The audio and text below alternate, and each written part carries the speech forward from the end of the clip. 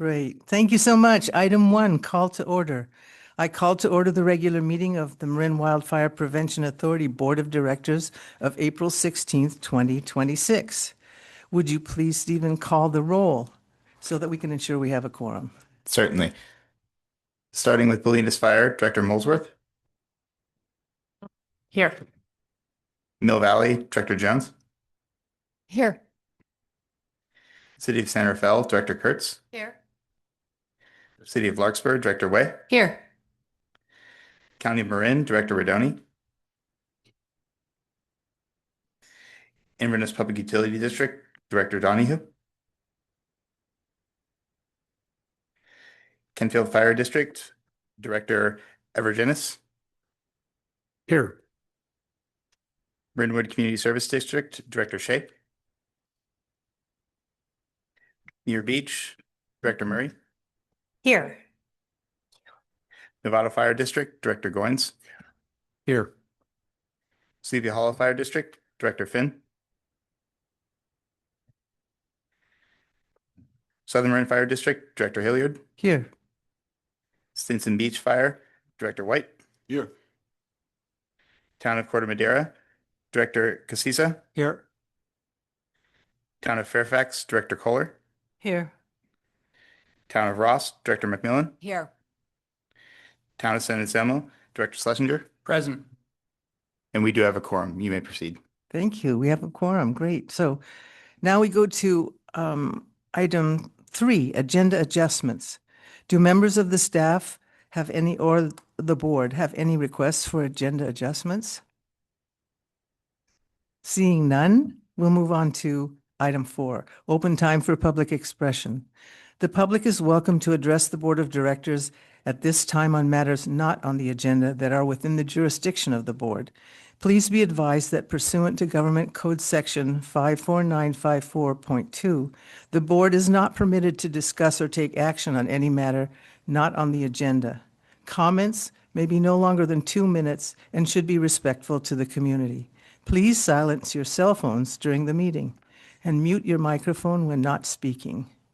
Do I see any members of the public present or online that would like to give public expression at this time? There are no hands at this time.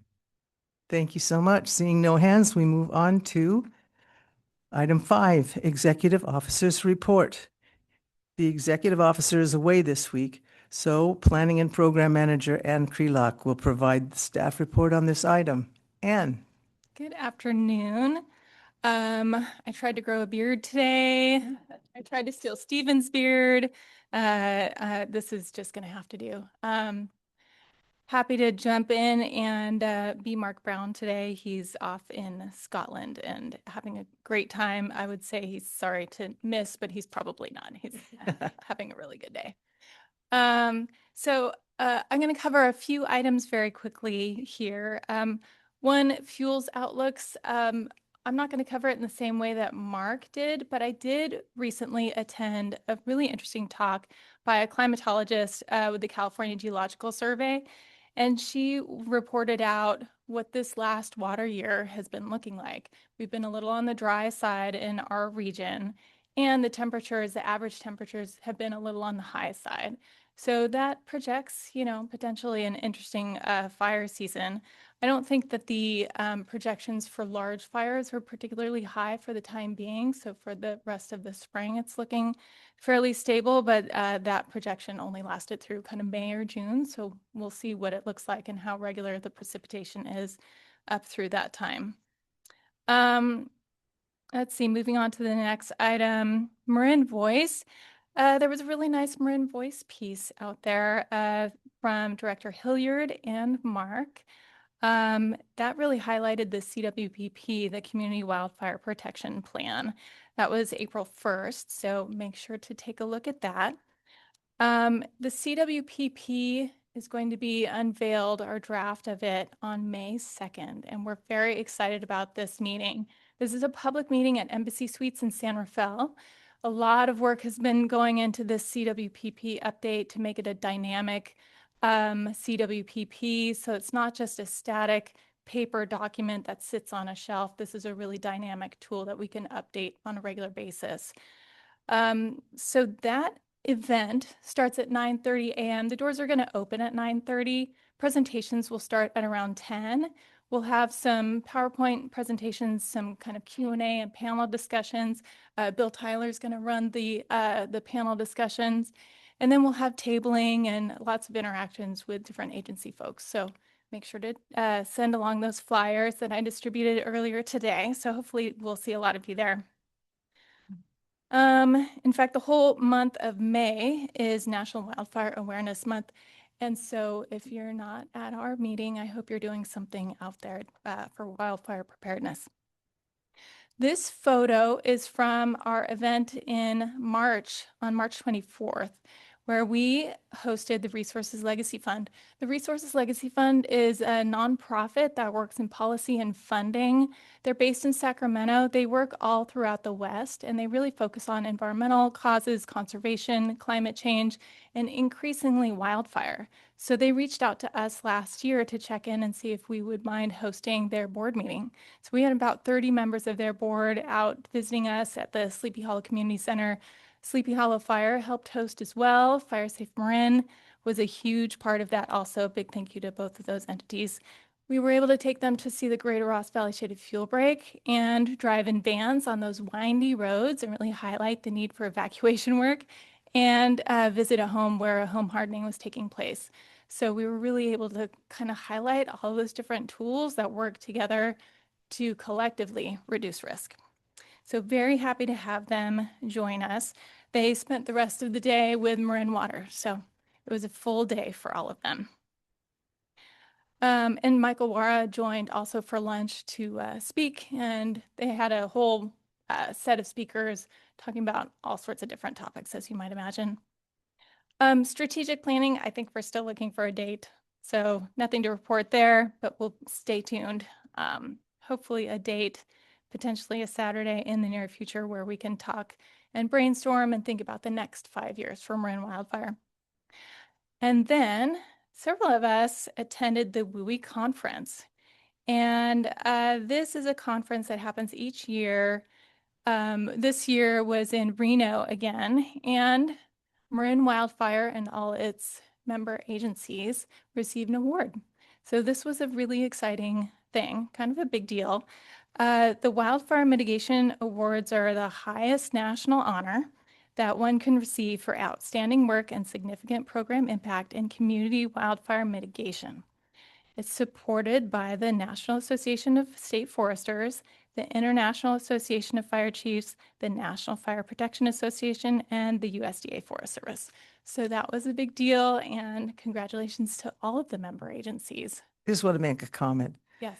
It was a really big honor. Why? Because these honors were given to individuals, mostly city managers or elected officials who represented one jurisdiction.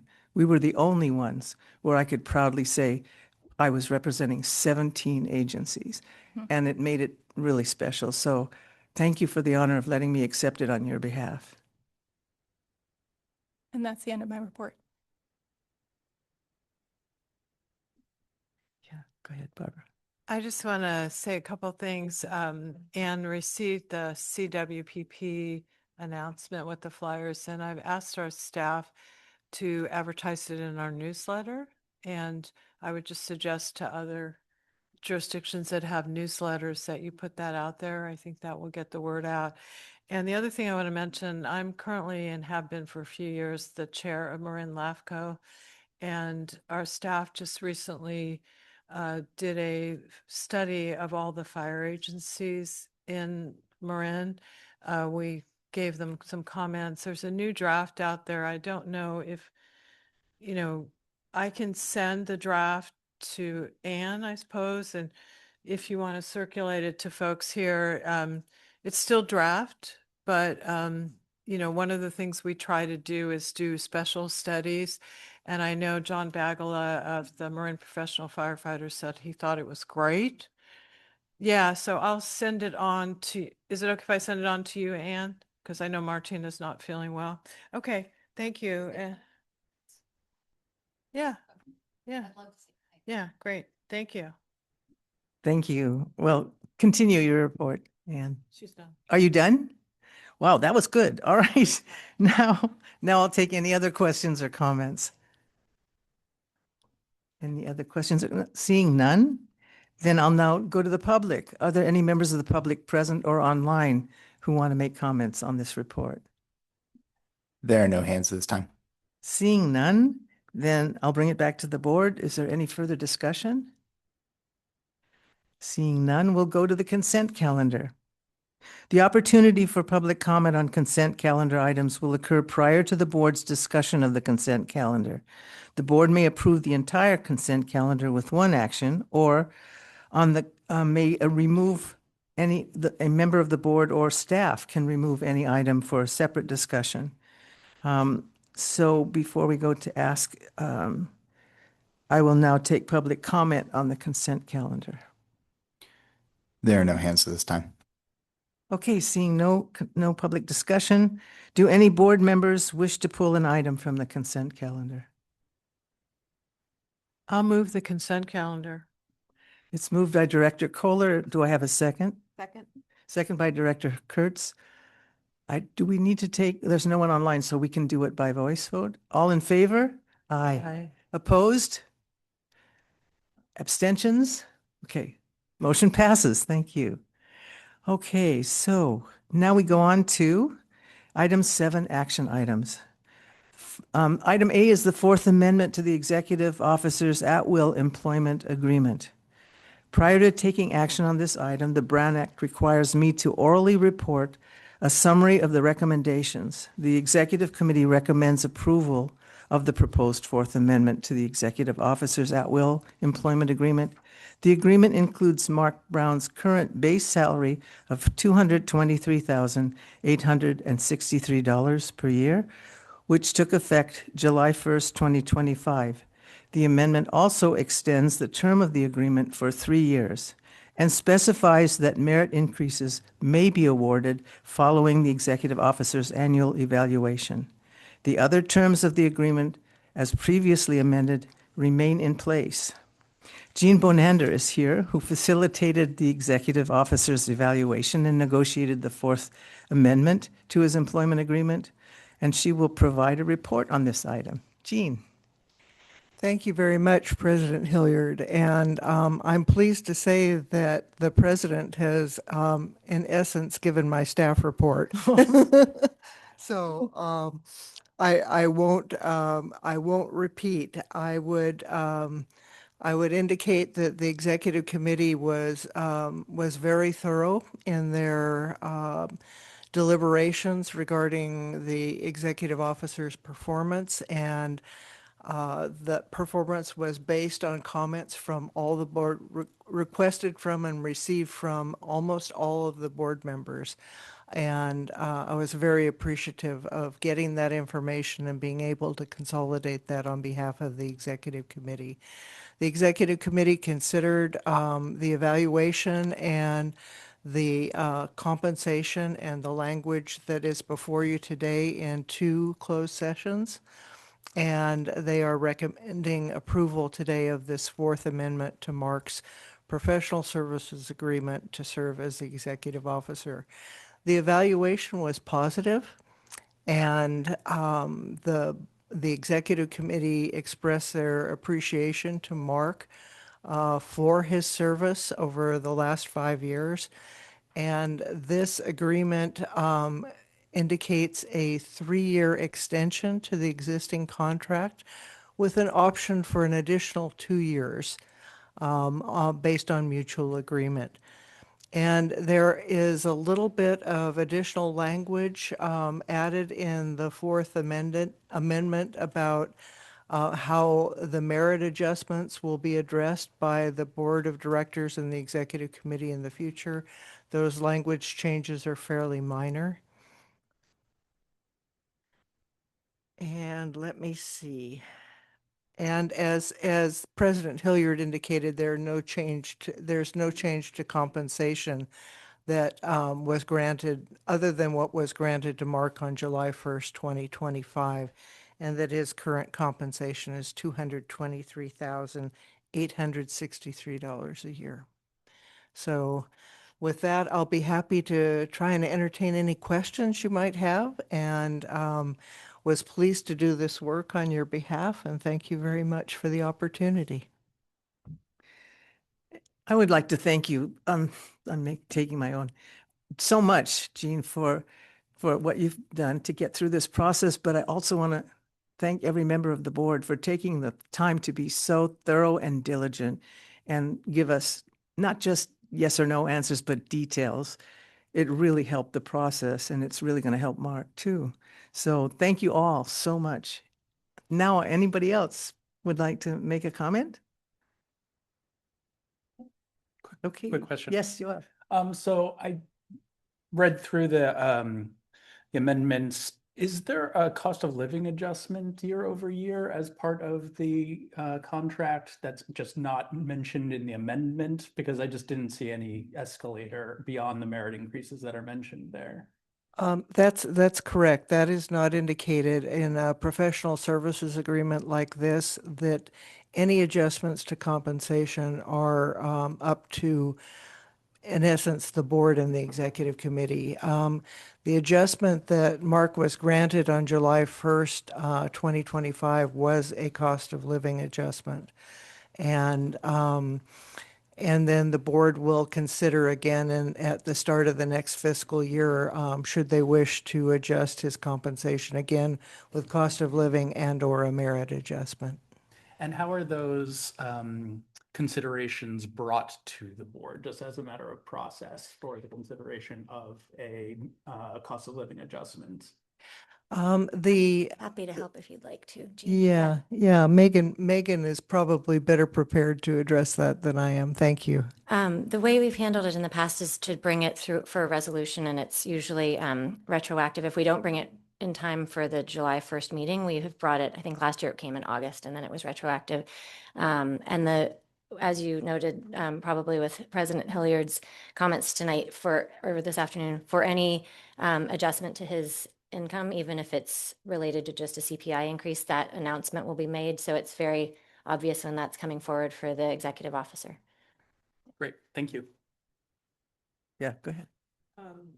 I thought the original agreement does say that Mark would receive the COLA that staff received. That's usually the way we do it in town manager agreements. I haven't seen the original agreement, and I believe from what I understand last year it wasn't done. That's why it's starting July 1st, 2025. Is that correct? No, we actually do have, we've had it in his compensation policy and plan. It references his eligibility for the cost of living adjustment. And you may be right that in the original, I can pull up his original agreement and just double check, but it has been that he's eligible for a CPI, but you can't pre-grant, we have to actually go through the actions every year to grant that. It can't happen automatically. Okay, and am I correct? This wasn't done last year. That's why we're making this back to July 1st, 2025. Actually, it did go into effect last year. We just are having that reflected in his current agreement. So we're not raising his, we did adopt, the board did adopt a resolution last July affecting his July pay. So Okay, it's, that's fine. there's no retroactivity to this one. This is just sort of reflecting the current status. Thank you. You're welcome. So the process again. So it goes first to the executive committee, but the board gets an opportunity to say yes or no, or does it stay yes Yes, the board takes final action on any salary increase for the with the executive. amount included? The amount that we have decided is the right amount for the COLA, or is it a fixed? I'm just trying to get a more thorough answer. It is not fixed. You will have the opportunity. So we'll determine the CPI and bring it forward to you for a determination if that's sufficient or if there's going to be a merit element. That would all be first before the executive committee and then before the board. We might, President Hilliard, we might also note that the board has by resolution delegated the evaluation process to the executive committee. We take all the board comments. However, the executive committee is the one that reviews them in detail and looks at the compensation adjustments, requests, and in the cost of living and merit, and then makes a recommendation, brings it forward to the full board for consideration. Thank you. Is that satisfactory answer? Okay, great. All right. So are there any further questions or comments from the board? Now I'll take public comment. Are there any members of the public on here present or online who wish to make a comment on this? There are no raised hands at this time. Okay, seeing no comments, I'll bring it back for a motion. Is there any? I would move Okay, Director that we Evergetto. would accept the Fourth Amendment to the executive at-will agreement for Mark Brown as presented by the Executive Committee. Thank you, Director Evergetto. Do I have a second? I think we need a friendly amendment that says to adopt the attached resolution as well, and I would second it if you'll accept that friendly amendment. I'm sorry, I didn't So hear. I would, we have to also adopt the attached resolution along with what you said before. I So would that was accept my- that adjustment. Okay, thank you, and I'm seconding. Thank you. Okay, second, Director Kohler. All in favor? Aye. All opposed? Abstentions? There are none. The motion passes. Thank you so much. Okay. So now we go to item 8, staff reports. So a representative of the finance team will provide the staff report on this item. Do you know who that will be, Anne? The information I have is that the staff report isn't ready at this time, and they're going to have to come back to us next month with that information. Okay. And so it goes. All right. So we will move this to the next May meeting.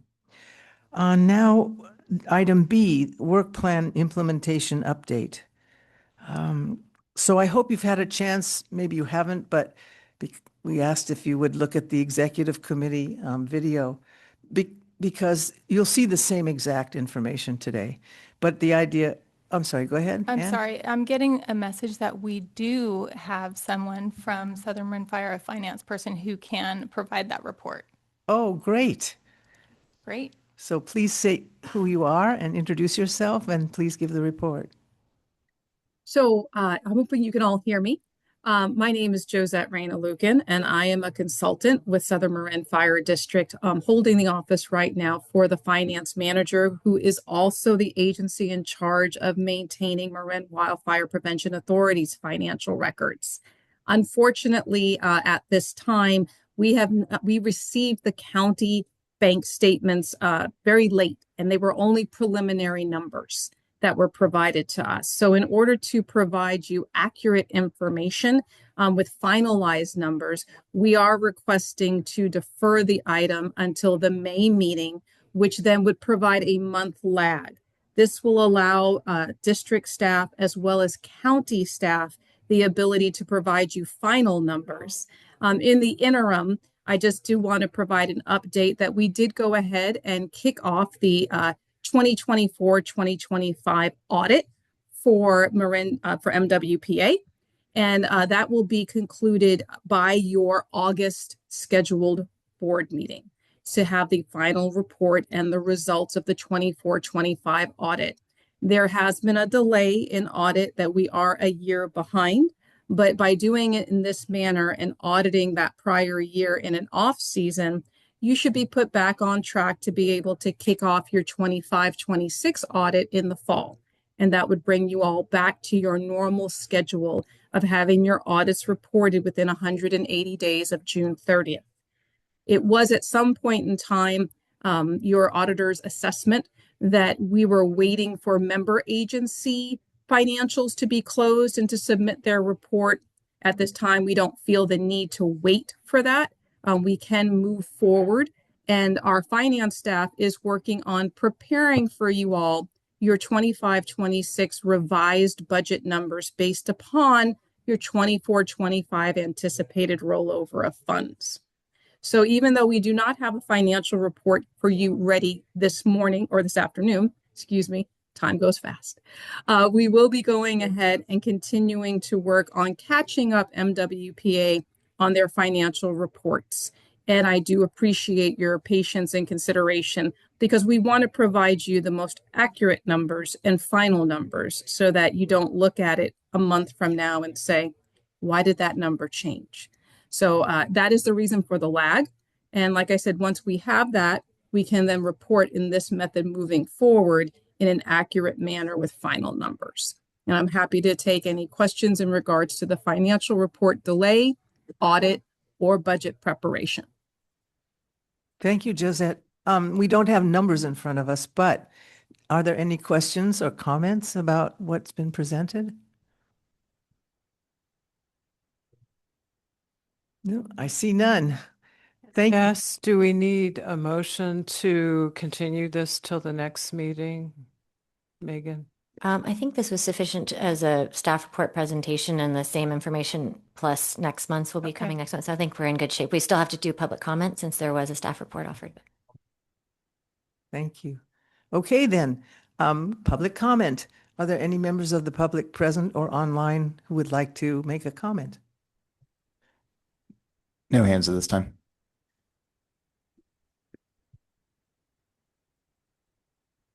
Yeah. So that's JPA one, this one. People are supposed to be video. This is one, just. Okay, thank you. Okay, so on we go. All right, so we are on, thank you, Josette, and I do appreciate the explanation for the delay. That was important. We did ask Mark and he did contact Southern Marin, and you dug into it, and I really appreciate that. Okay, Thank you. thanks so much. Okay, we're moving on to item 8B, Work Plan Implementation Update. Ann Krelock will provide the board and the staff report on this item. So will you be able to do that, Ann? Do you need time to? Yes, thank you. I just got downgraded to attendee and I'm coming back.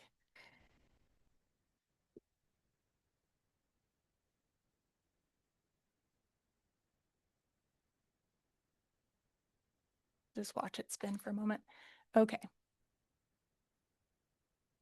Great.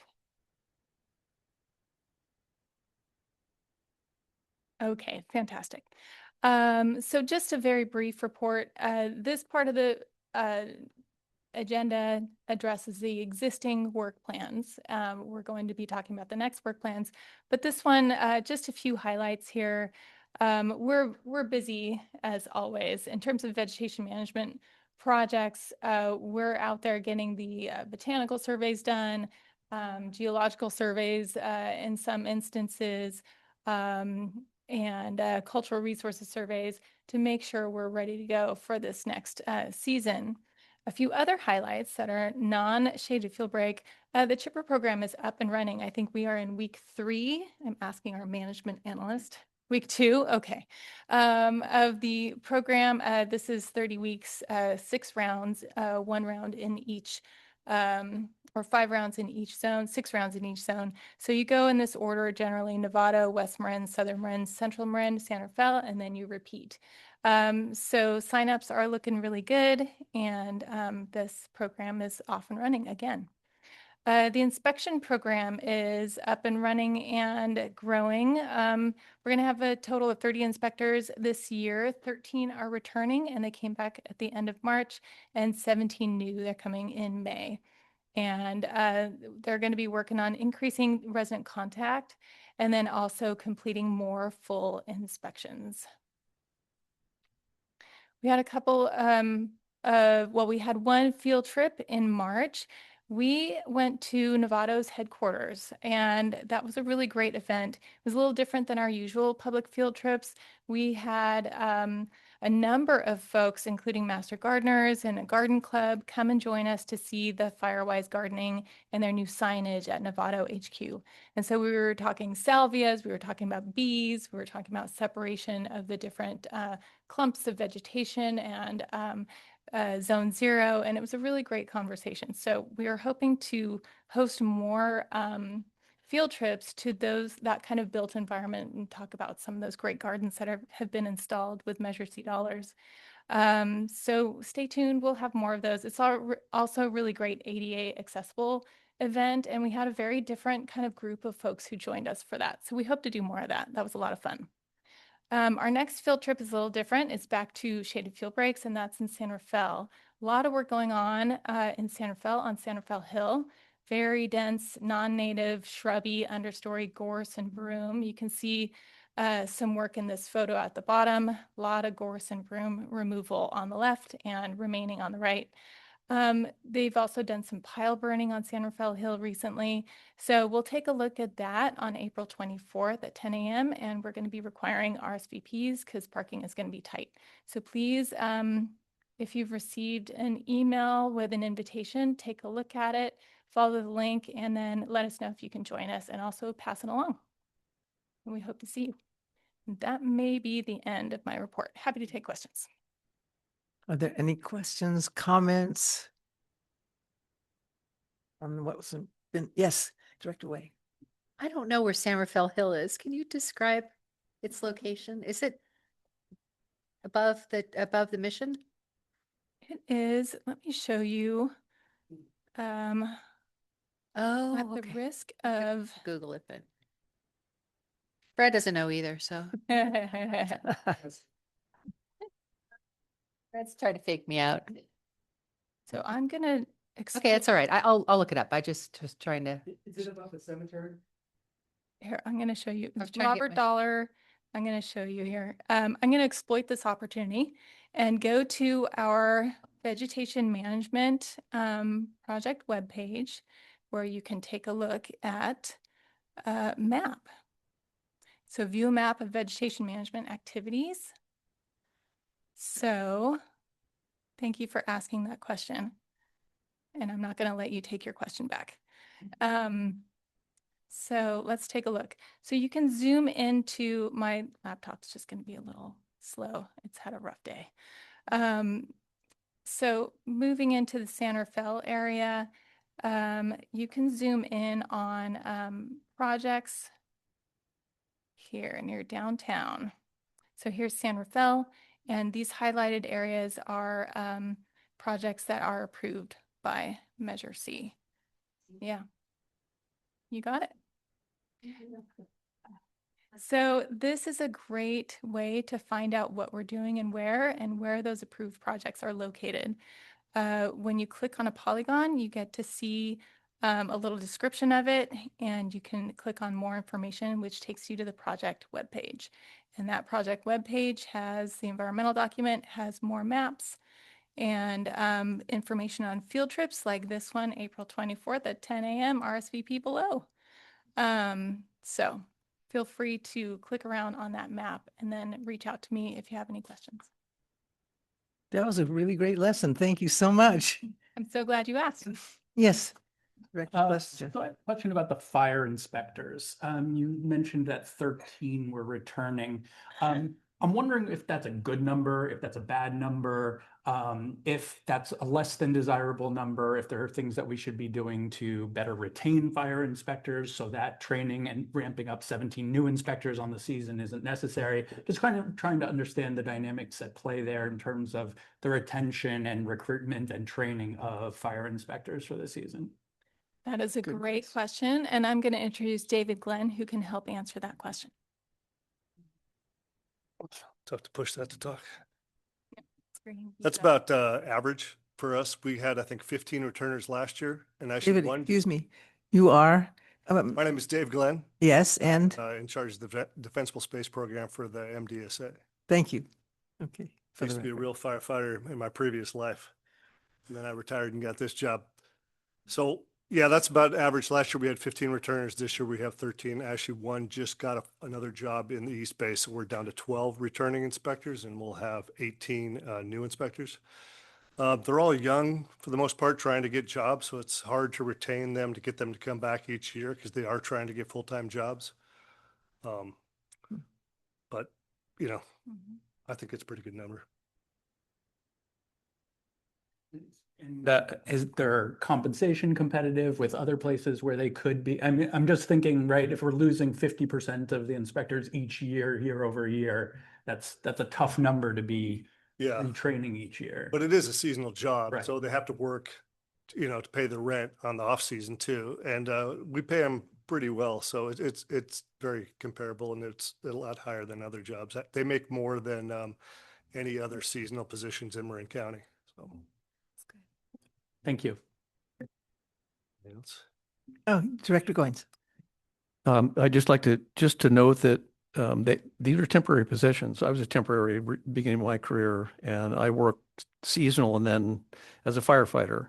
And during the wintertime, I found other work. It's not unusual for people to move on. It's not necessarily the pay associated with a temporary job. It's a temporary job. And also secondly, that it's not the model that all of MWPA uses. Nevada uses permanent full-time 2-year term, and we don't lose staff. They stay with us.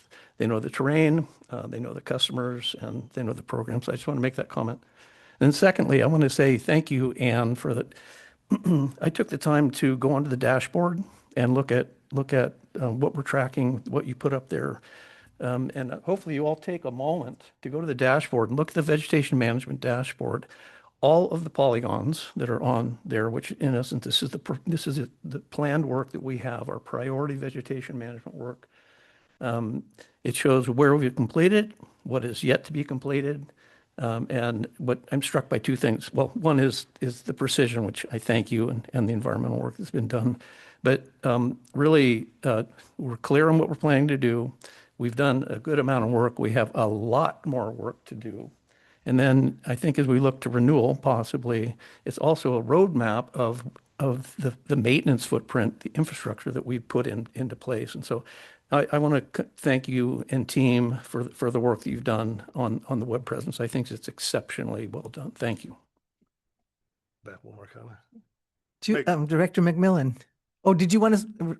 I just want to make one more comment about the Mr. Glenn, returning yeah. inspectors. We want them to get full-time jobs, so we'll help them get their full-time jobs. So we review their resumes and try and help them in the interview process, because we want to help them, move along in their lives. So it's a good thing, I think, for them to get full-time jobs. So Right. that's all I said. Thank you. It's an entry point. Thank you so much. Director McMillan? So, Dave, while you're here, if I want to make an appointment to get my house inspected so that I can spend time with my inspector, is there a way to do that? Yeah, that's what we're trying to do this year. We're going to do both things. We're going to try and blanket areas, but we're also going to try and make appointments so we can get full inspections and make more contact with residents. As we get closer to where you live, we're going to send out invitations to people in the high risk areas, and they can make appointments while we're in that area, and we'll make that happen for you. Perfect. Thank you. Great. Are there any more questions or comments from Mr. Glenn? I'm sorry, I can't see David. Yes. Any more questions or comments? Hearing none. Thank you so much for providing that additional information. Okay, and then any more comments or questions from the board about the work plan? If not, are there any members of the public or here or online that wish to make a comment? No raised hands at this time. Okay, so this does not require a motion. This is accept the report. So we will move on to item C, the FY 2026-27 Work Plan JPA wide proposal. Anne will provide the board with a staff report on this item. Anne. Great. Thank you. Okay, get comfortable. Buckle up. And I'm going to ask Chief Mahoney to join me up here. So last year, we went through a lot of content, and this board asked that we talk about this during 2 meetings because it is so much to absorb. So today, we're going to cover just the overall kind of where we are in terms of budgeting, and then still in progress, draft JPA-wide proposals, and we'll explain that a little bit more in a moment. And so no board action is required today. This is just to hear an update on where we are, ask some questions, and then we'll see all of this content in a shorter version in May, and then we'll dig more into kind of the zone-specific proposals and all of the operations committee recommendations. So, each year in December, we start the process of thinking through what proposals we'd like to include in the next fiscal year. So July 1 through June 30th. That takes several months. So we have a working group called the Advisory Technical Committee, which is staff level, who proposes projects into this portal. And then the Operations Committee, and Chief Mahoney is the chair this year of our Operations Committee. The Operations Committee reviews those proposals and really makes decisions about where those dollars should go. And so the Operations Committee continues to meet this season and will continue to meet. We've got an ad hoc subcommittee meeting next week to dive into some of these proposals, and another full Operations Committee in early May to really finalize those recommendations and think it through. So everything that you see presented today could change based on Operations Committee input. So I just want to make that clear and make sure that these numbers are not considered the final numbers for any of the proposals. So this slide you've seen many times, and I'm just going to note we're near the end of this process, but we're not at the end of this process. So today we're going to talk about the JPA-wide proposals, and those are proposals that really affect all of us and all the different zones around Marin Wildfire Prevention Authority and its 17 member agencies, or large portions, like more than one zone. So that's April 16th, that's today. And then the Operations Committee will meet again on the 7th. And then on May 21st, this board will hear more updates and be able to take action on this work plan. So I want to take just a moment and review some of the kind of overarching themes that are guiding work plan development.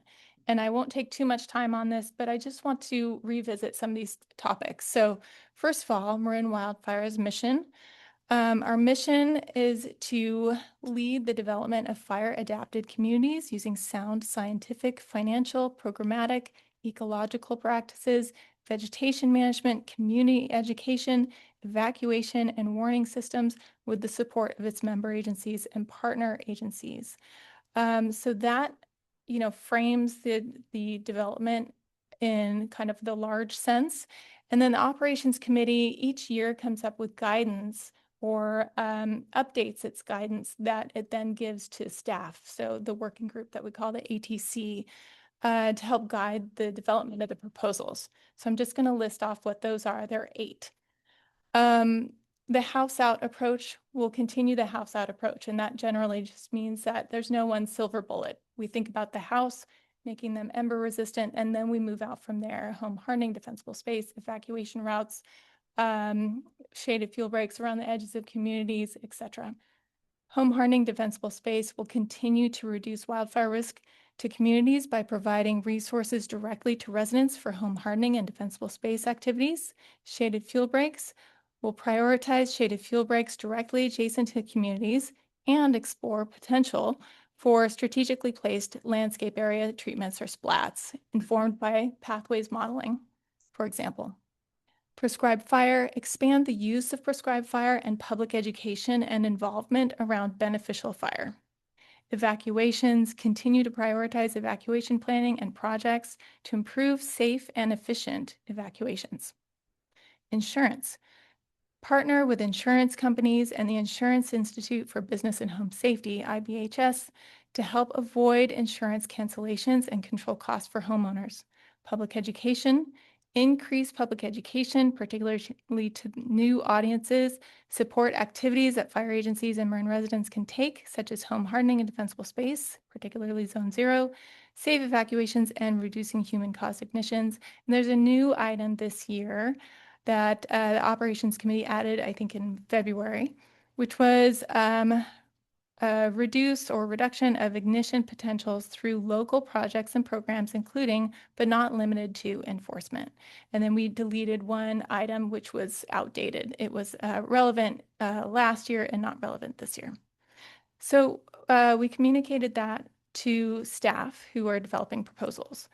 And I'm not going to read all of the goals, but I just want to revisit that Marin Wildfire has 5 board-approved goals, and they help define what we do, and we make sure that what we do supports those goals. So first is vegetation management in a way that is ecologically responsible in order to reduce risk, and I'm just paraphrasing here.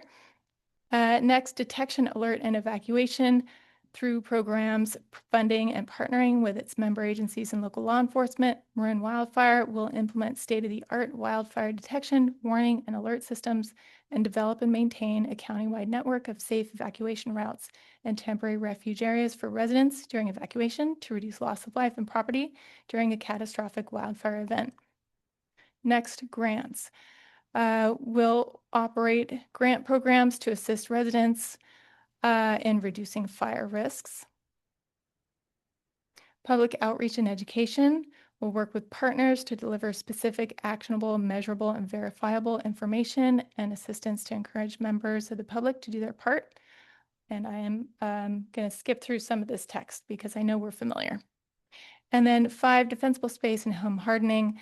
So we're all working towards creating defensible space around structures and along the landscape in order to make homes and neighborhoods more resilient to wildfire.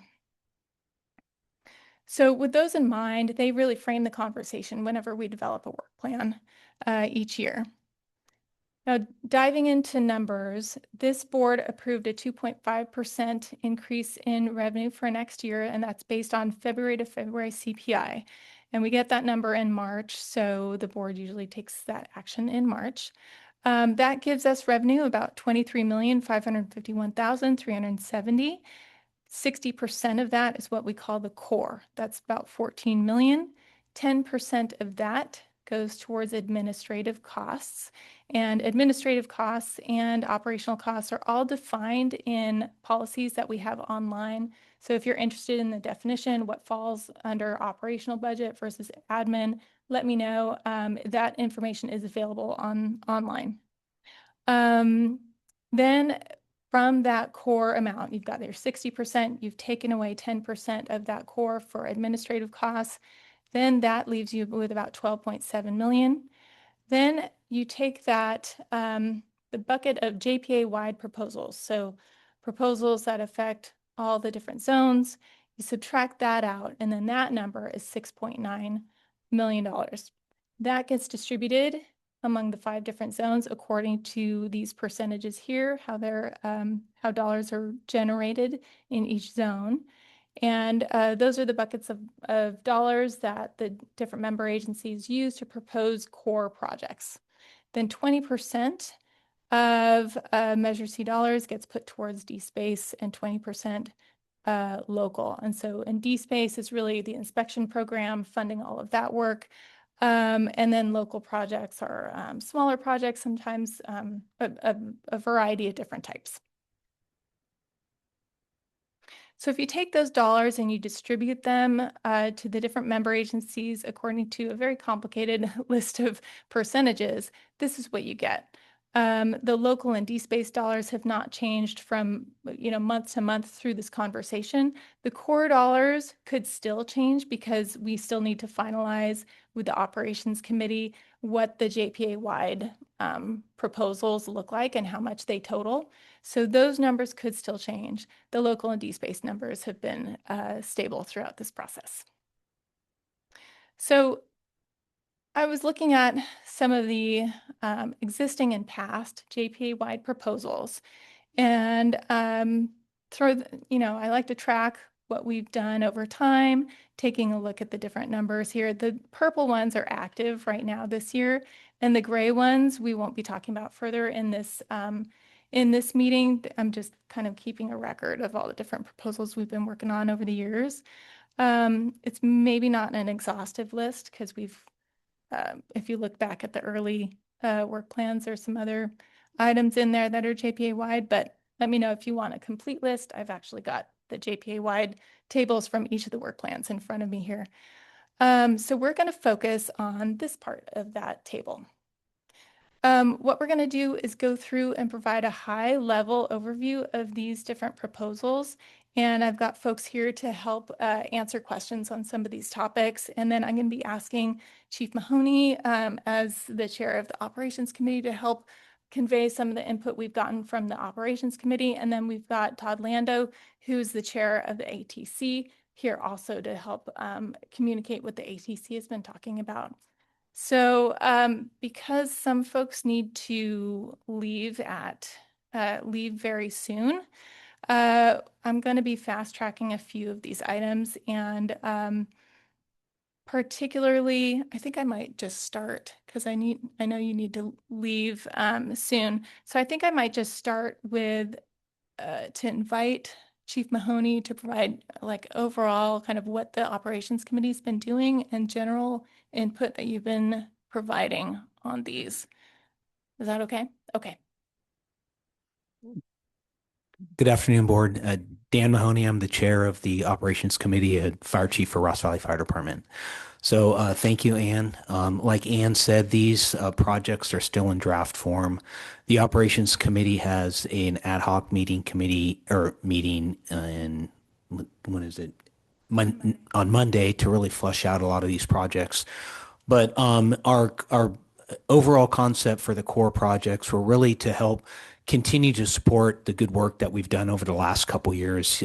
A lot of these projects that are on here are not new projects. They're projects that have been funded in the past years, and we've really tried to consider,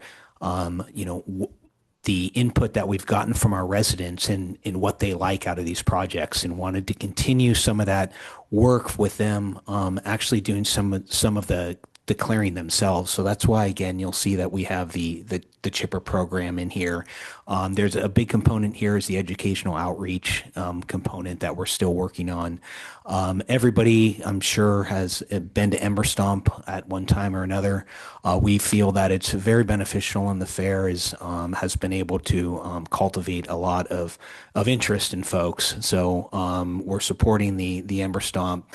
We are looking at the Genesis, the Ladris AI, the Zone Haven subscription, which is the second one down.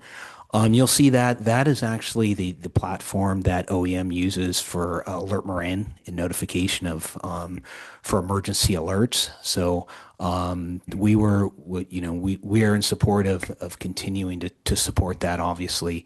And then there's some other items on here like the Fireside Defensible Space Inspection application subscription, which is part of the DSpace inspection program, which we've really been able to capitalize on that platform and collect a lot of data so we can make some data driven decisions on operational JPA wide and local projects. In the grant, I think the only one I missed here, I think, is the grant program. A lot of good feedback from the different zones on the grant program. So we're definitely considering the grant program to continue to fund that. So overall, we are considering a lot of feedback from the residents because they're the ones paying this tax, and we want to give them what they are looking for. And a lot of these core projects up here really help support the residents. Thank you. So the Operations Committee continues to meet and discuss many of these proposals. Some of the ones that are really still, the conversations are still really deep and kind of ongoing, include the public education and outreach and the grants program. Those are two big ones that where the conversations are still going. So I might, I know you have to leave soon, but I might jump into one of those first so that we can have that conversation while Chief Mahoney's here, and then also invite Todd at any time if you want to grab a mic and join us at the table. If we have another mic, or join us here, feel free to jump in at any time. And as we talk about public education, I'll invite Bill Tyler to help with that conversation also, as a representative of Fire Safe Marin. So thanks for joining me up here. Great. So I'm going to skip some of these and we'll revisit these a little later. I think it probably makes sense. Let's jump into the grant program first. That's one of the big kind of meaty topics. So I'll introduce this topic, then I'll ask other folks in the room if they want to add to what I'm saying. And then we can have a discussion on this topic. So the resident grant program has been a super successful program. We've distributed a lot of grants. It's a big win. It's a really great way to engage with the public and reward folks who are resolving issues that come up in their inspection reports. And so we want to maintain that support. We also, our grant specialists, speaking of staff who we want to support as they move on in their careers, our grant specialist is planning on leaving us, and we're very sad. He's an OG employee. I think I interviewed him during my first week here at Marin Wildfire many years ago. He came to us as a Grizzly Corps fellow, and he's straight out of college, and he's going to be moving on to graduate school. So we're very happy for him. We're very sad that he's leaving, but would also provide some opportunities to kind of rethink the grant program, which is currently a really big lift. A lot of touches by staff. It's a lot of work. It's a lot of management. And so we've been having conversations with the different member agencies, with the different zones to think through what's best in terms of next steps. So Novato and Santa Fe already have staff and infrastructure to kind of absorb those grant dollars into their programs and manage those dollars. And that seems to be the direction that they would like to go in, which is great.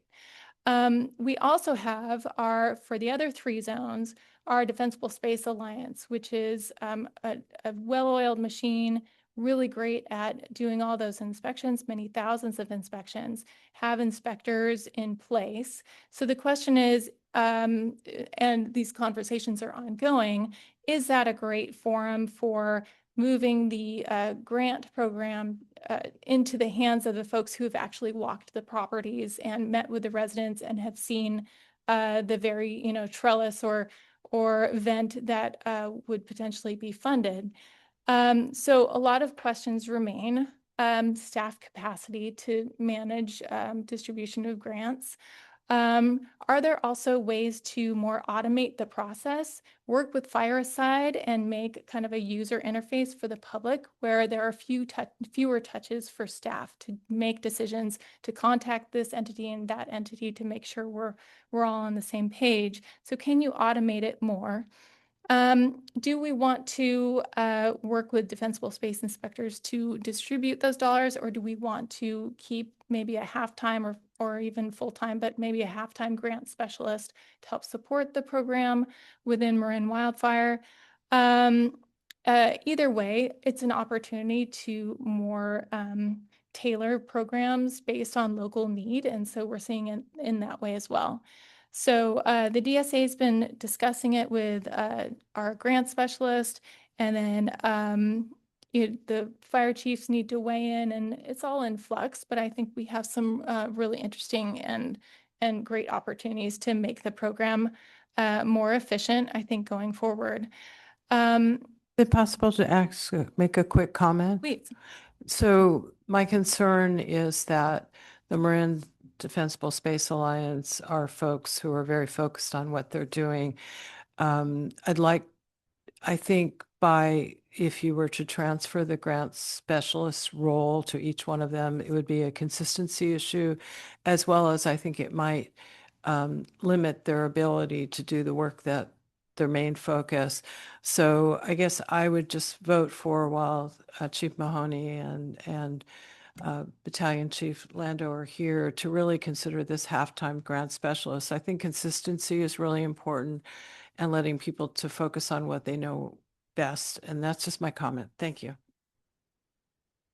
I think we have other comments as well, but do you want to finish your presentation first, and then we can? Sure, Good I'll just comment. note a few things. I think we'll support what the MDSA decides to do, whether that's additional staffing or some other solution. And I'll let Todd and David talk more about that. I do want to note that the proposed dollar amount for this year would remain the same if we had less. So we've moved the Fireside $15,000 nugget into the Fireside line item in the budget. So that's an additional 15,000 for distribution.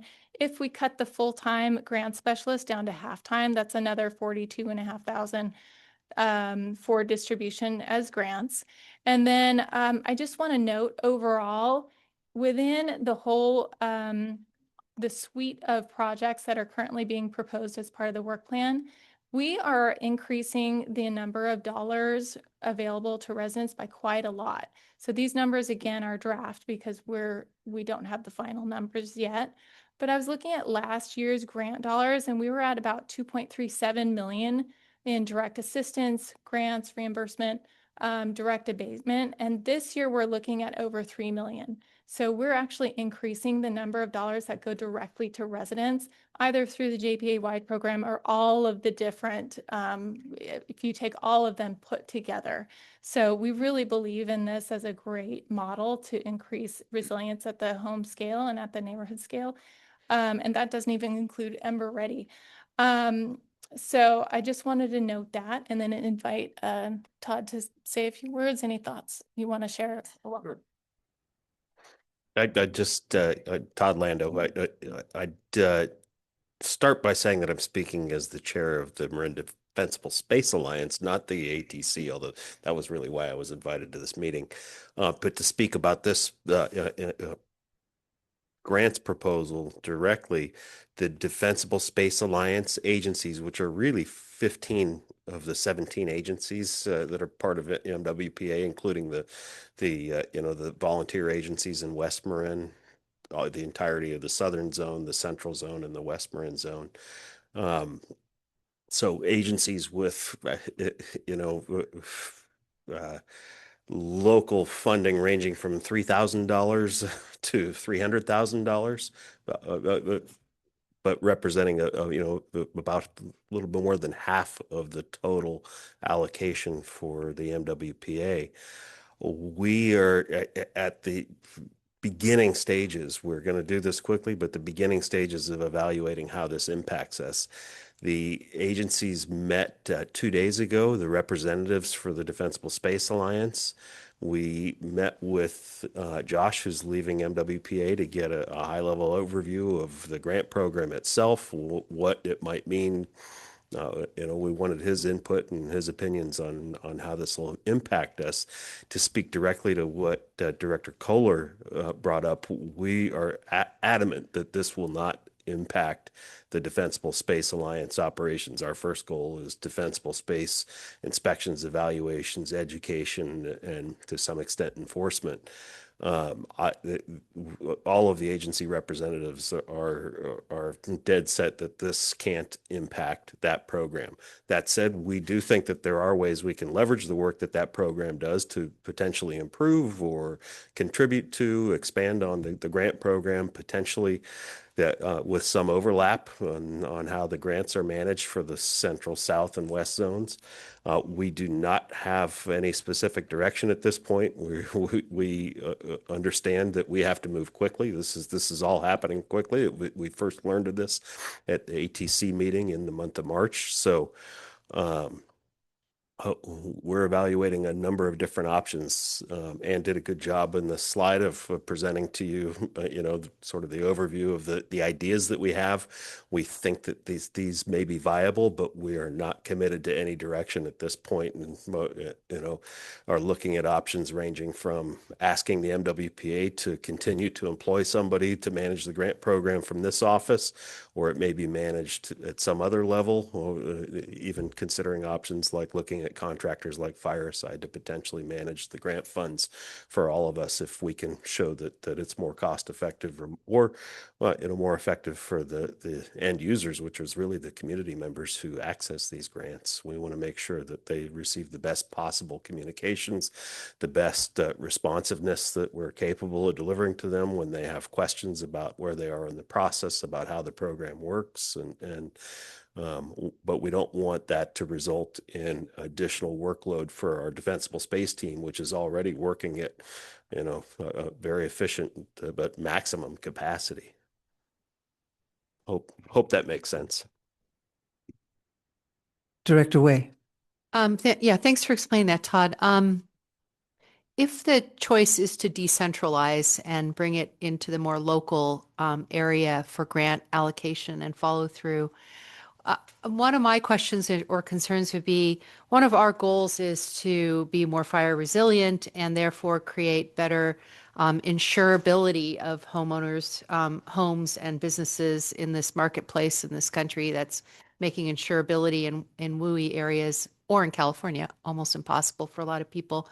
Are there opportunities for you to work with or to see if decentralizing it and bringing it back to the local area would be the insurance carriers or the insurance industry would find that to be a more effective tool that they would be in support of? Or are we able to really assess that? And then I had a second question. And my other question is if we decentralize it, let's say, for instance, I have a constituent who gets a wildfire inspection, a home inspection, and is told that she needs to take out a field of bamboo, and it doesn't have the money. And so she seeks a grant, $5,000 it's going to cost to remove the bamboo. Bruce is shaking his head. Is that not possible to remove bamboo for 5,000? Okay. I know they don't get that much money per person, but if we decentralize it, where's the follow-up to make sure that that grant money was spent to actually do the mitigation work? Well, we see a lot of opportunities with this overlap with the Defensible Space Okay. program in general. And I'm speaking specifically for the Defensible Space Alliance. So San Rafael and Novato are managing great grant programs on their own and their own defensible space programs, similar to, but not identical to the way we manage it for these other agencies. So, our inspectors visit a property. We identify whether the hazards exist early in the fire season, and we return to those properties. Specifically in the Defensible Space Alliance, we do follow-up inspections. So we return to those properties to see whether the work was done or not already. Oftentimes it's not. In fact, most of the time the work is not corrected, but we would certainly expect if there was any grant money applied to a hazard that we had identified early in the season, we are returning to that property so we could verify, in I assume all cases, that the work was completed. Developing that program and integrating the grants into the Defensible Space Inspection Program right now is complicated, that we don't currently have that direct ability to see grants and overlap that way. But technologically, I believe it can be done. Whether it can be done and launched by July 1st, is it, I know it's maybe a moonshot type question, but I'm a bit of a dreamer. I think we can make this happen.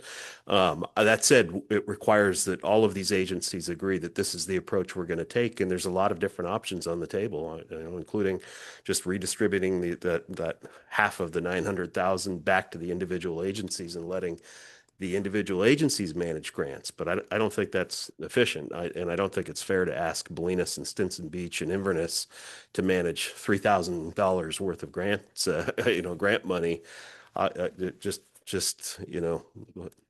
Just communicating about the program would cost them more than they have.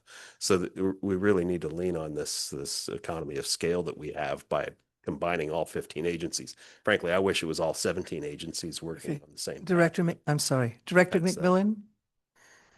Thank you, Todd, for being here and for your information. I'm just wondering if it's possible to figure out all these logistics by the time we need to approve the budget and the work plan. It seems really ambitious. I'll tell you that I have a meeting at 5 o'clock to discuss the technological side and the data side, which is a big piece of at least what we envision could be a solution to this. So at 5 o'clock, I'm meeting about that. We have another meeting Tuesday morning. We're moving as rapidly as we can. I do think it's possible that we could have a concept on the table before the decisions have to be made, but I'm not going to deny that it's a really fast timeline. Okay, thank you for working so hard on this. I That's great. actually have comments too, if anybody else. Okay. What I really hope is that we have a really clear program of how people apply for grants, where they are in the process, and how they get them, and that every member of this board can answer that question, because I get a lot of questions, and I try to send people to the right place. They are either a fraction too late, or they don't understand exactly what is being, what's available for what type of grant. And I'm a little confused myself between, I'm going to bring this up now, and maybe you can, we now have a grants program. We also have the program that Kathleen Cutter runs. It's not called Zone Zero in a Box anymore. It's called Ember Ready. Ready. Yes. So Happy to talk what about is the difference between our grant program as it exists and Ember Ready? And when you get through all of this process, will we have a streamlined way to say, on this date, we open grants. On this date, you have to have your inspection. And this date, you have like 30 days in order to apply. And these are the amounts you are eligible for, up to $1,500.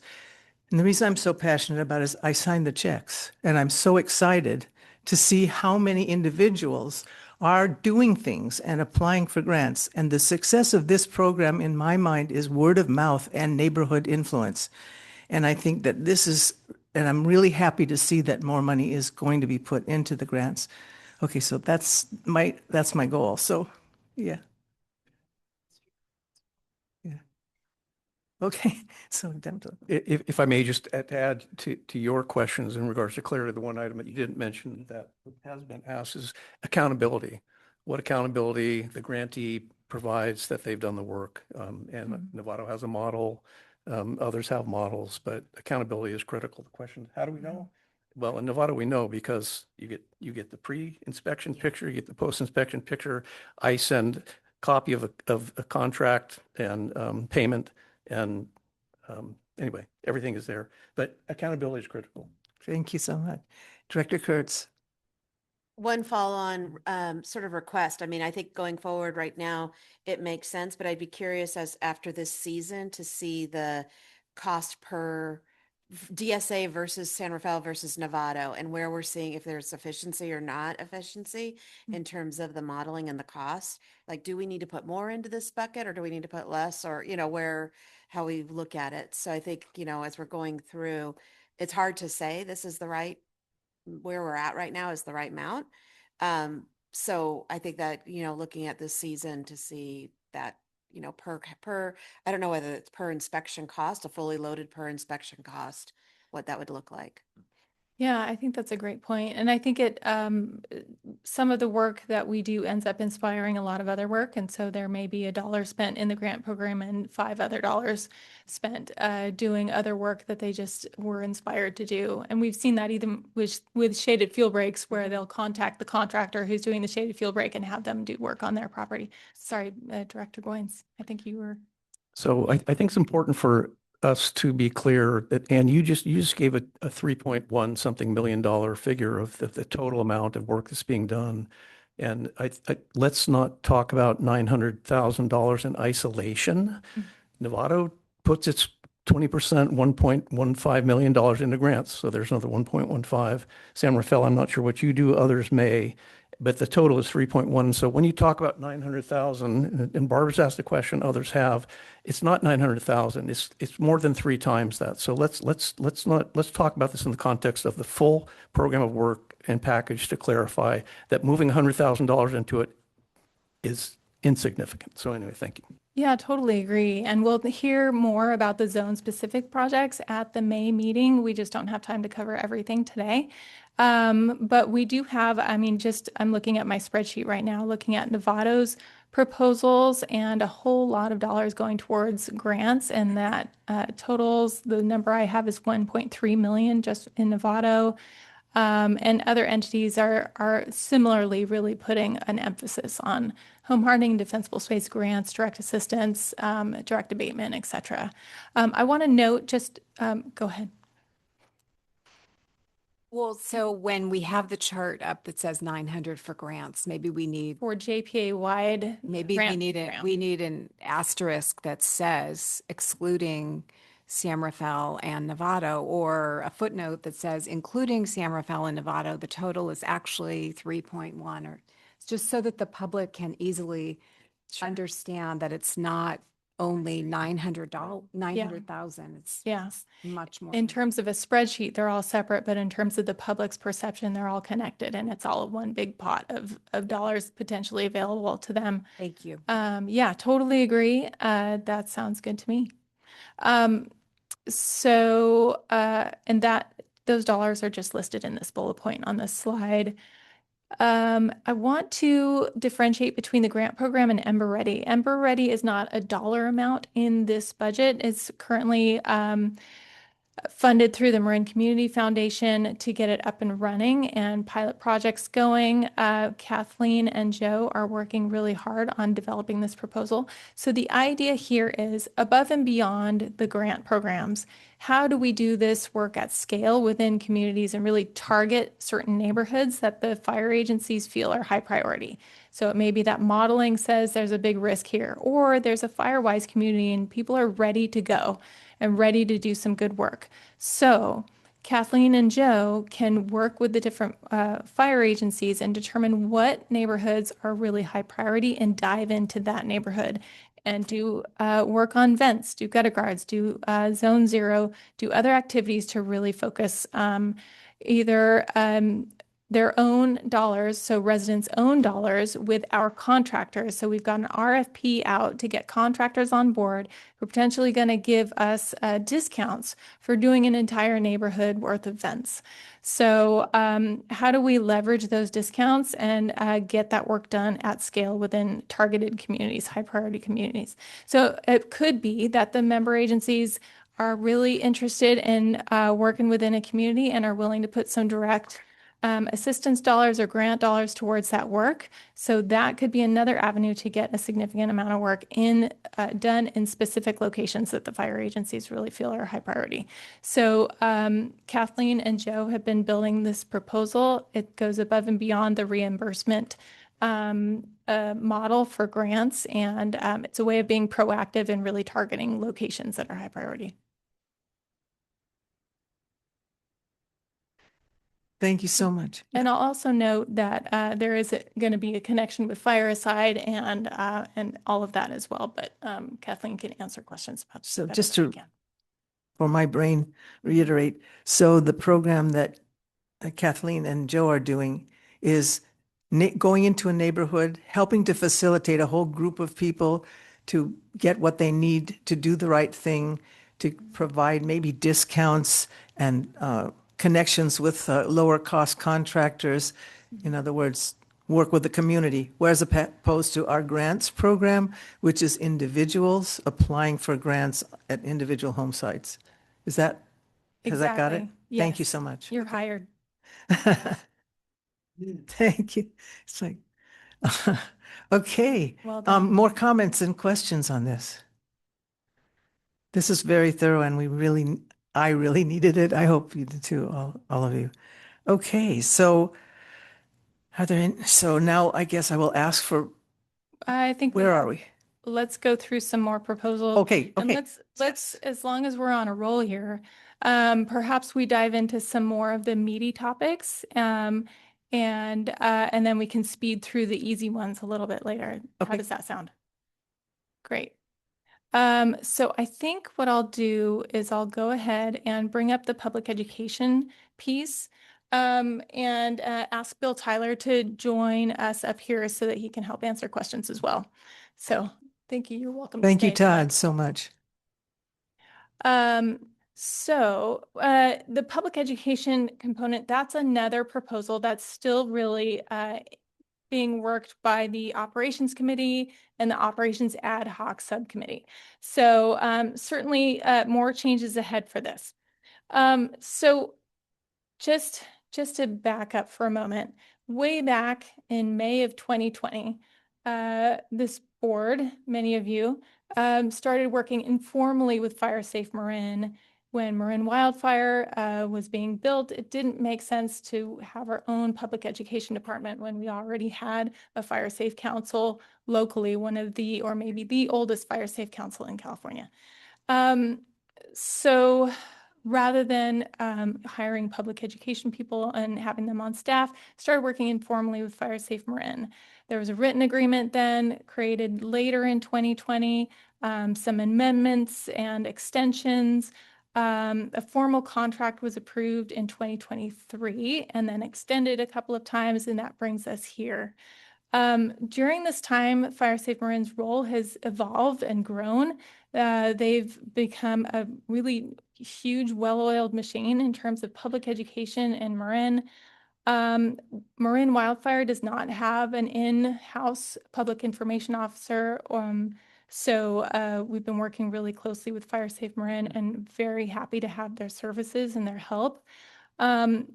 Each year in the work plan, we identify generally the type of work that Fire Safe Marin will do in exchange for Measure C dollars that pays for that work. And then, during this time, we've had member agencies and ourselves go to Fire Safe Marin and go, I have this great idea, we should do X, Y, and Z. And so they end up taking on more and more. And the communication with the different member agencies gets complicated as well because there are vegetation managers, there are PIOs, and all of these different contacts. And in order to kind of hit pause and take a look at the structure with how we work with Fire Safe Marin, how we contract with Fire Safe Marin, how that communication goes, and make sure we're being efficient and thoughtful. Mark worked with Jean Bonander and Pam Kuhn to set up a series of interviews with some of you and with member agencies to think through, to ask a lot of questions. How is this going? What kinds of things would make this more efficient and more positive and more and better and more effective? And so I think 25 people were interviewed, and Pam and Jean created kind of a report out on what they learned during this process. So some of the learnings from this process included, maybe we need a more specific scope of work in a contract for Fire Safe Marin, where you're really kind of narrowing down what types of things Fire Safe Marin is working on, what the deliverables are, etc. And then another idea that came out of this effort was maybe Marin Wildfire needs a communications coordinator to help facilitate this, make sure that the right representatives at the fire agencies are being coordinated with, and that the work is done to the scope of work, the delivers match the scope of work, etc. They also found a lot of wins. I mean, this work has been super successful. It's really compelling. We see it out in the community. It's a really successful public education program that ends up, those materials are pirated by entities all over the country. It's really something to be proud of. So when bringing up this draft scope of work, so Charlotte Jourdain helped us draft a scope of work that really focused Fire Safe Marin's work down to 4 program areas. That was development coordination of new and existing Firewise communities, support residents in the implementation of defensible space and home hardening, professional training and education programs for strategic partner organizations, and for community events. So we can dive into, more on those topics if you'd like. One other key recommendation was a communications coordinator within Marin Wildfire. When we brought these recommendations to the ATC, during the kind of interview process, maybe half of the interviewees were really interested in having a communications coordinator with Marin Wildfire. We got some pushback really from ATC, and Operations Committee was thinking, well, maybe with Fire Safe Marin already in existence, we just work to fold those things into that scope of work with Fire Safe Marin as maybe a program number 5 within that scope. So those discussions continue. We still need to work with the Operations Committee to kind of finalize those recommendations. We are also working with Fire Safe Marin to really think through this hypothetical scope of work and this hypothetical budget. What does it actually cost to do all the things that we're asking of them? And if we cut it down to, last year's budget was 1.278 million. If we are asking 1 million this year, what are we losing by not doing 1.278 million. So we're still working through that process and really trying to narrow down what this number of 1 million covers versus, going through all the different tasks and figuring out what we would need to do everything in our wish list here. So that those conversations continue. We're going to have an operations ad hoc subcommittee meeting on Monday, and we'll dive more into it then. And Bill Tyler's going to join us for a component of that to answer some specific questions about the scope of work and et cetera. So I wanted to provide some context and let you know that it's all in process. We can answer some questions as much as we can. And then the last item here is pretty minor. It's the Ember Stomp piece. We're asking 75,000 this year. Last year, 150 was spent, but a lot of that was actually from outside funding. And so we've got some rollover. So we've got about 75,000 from this year that we can roll over into next year. And then there will be a total of 150,000 available next year. One of the learnings from this process was that Ember Stomp is a lot of work. It's pretty draining for Fire Safe Marin and for fire agency staff. And so the idea here is maybe we do it every 18 months instead of every 12 months. And so it may be that our fall Fire Stomp, Ember Stomp becomes, next year's May Ember Stomp. And then there's an 18-month gap and a moment to catch our breath. And maybe we do it every 18 months instead of every 12. But so that's where that proposal is. But this typically generates a lot of discussion and questions. So happy to hit pause here so we can talk a little bit more. Bruce. Real quick, can you please move the text box so we can see the last line of the slide? Yeah. It's the secret dollar figure. Okay, thank you. I didn't know what it was. Thank you. Great. Okay, Barbara.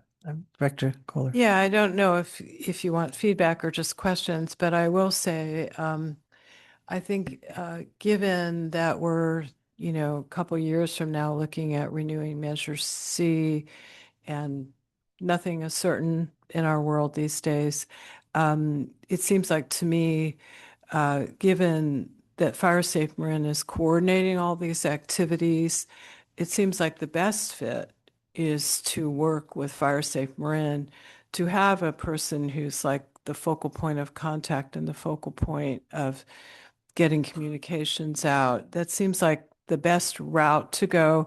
And maybe because we never know what'll happen with Measure C, having another staff person within MWPA might not be the best move right now with benefits, et cetera. But I do think, like you said, Fire Safe Marin is probably the oldest fire safe council in California. I don't know about the nation, but they've been doing a great job for us. And I think working on the scope of work really helps kind of focus where some people weren't sure everything. And then having this pivotal communications coordinator, and maybe it's Bill or maybe it's somebody else, seems like a good fit for me. The other thing I wanted to say just on Ember Stomp is I hear you. I know that it's a huge lift. I do think, though, it garners a lot of support that it's Marin Wildfire and how much we are doing. And we get people who maybe that isn't their cup of tea, but when they go to the fair or, they go to Ember Stomp, they learn so much. I mean, I learned a lot. And so if there's any way to do it more every year, that would be a good thing. So those aren't questions. I hope that's okay that I just made comments. Thank you. Director Kurtz. Yeah, thank you for the update on that. I didn't quite, if I missed it, Ember Stomp, when is it scheduled, or when would we potentially think of doing it again? May of 27. May of 27. Okay. So there are advantages to doing it in the fall when fire is really on people's minds. There are also advantages to doing it during Wildfire Awareness Month when they can prepare for the coming fire season. And so, Just to clarify on that point, the agencies, we do a debriefing after every Ember Stomp. And the feedback that we were getting back from agencies was that by having it in September, it's a lot of impacts to the fire agencies during the height of fire season, essentially. And that there's always, over the last couple of years that we've had it in September, although I do really love the fact that we're in wildfire season and everyone's attention is heightened. The availability of equipment, the engines that are there and the crew staffing for the burns that we do. There's a real possibility that, they could be out on strike teams and they would not be available. And so the agencies were looking to bring it back into May, which is wildfire, awareness month. So that's consistent. The original Ember Stomp was in May.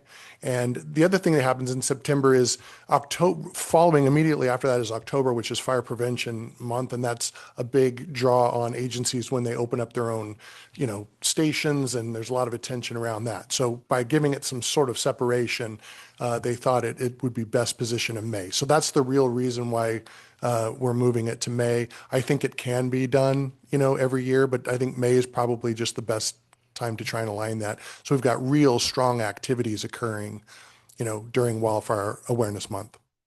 No, I appreciate that. I mean, I think that's good to have some separation in terms of, lengthening the time. I think we get a lot of repeat visitors to Ember Stomp.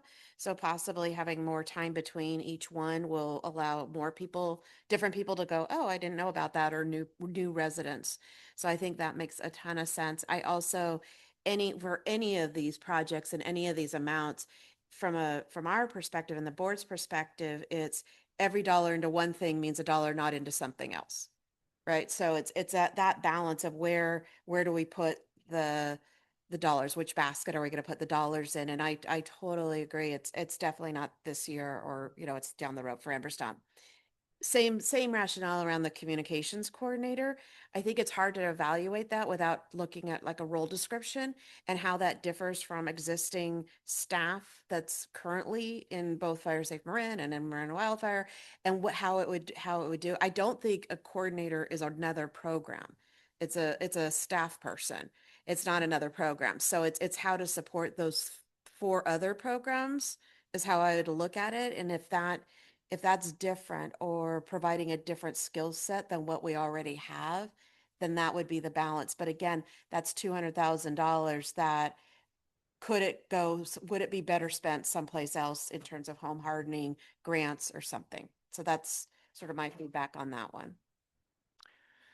I'd also like to add, I think we're in the process of, with our budgeting process, scoping, giving you more specs about what we want to do with your organization, so that you have so that we have a clear understanding between us and you about what are the expectations, because you have such a wide variety of helpful tools that we can use and have always had. What I know is of events like these large scale events. So I put on a century race to introduce the San Francisco Bay Trail years ago. Okay, and what happens is events build on themselves. They start small, and repeat people are really positive because they bring their kids and their grandkids and they talk to each other. And so I think you'll find that the attendance increases every year, but the drain on all of us, I think it could be spread out sooner, wider.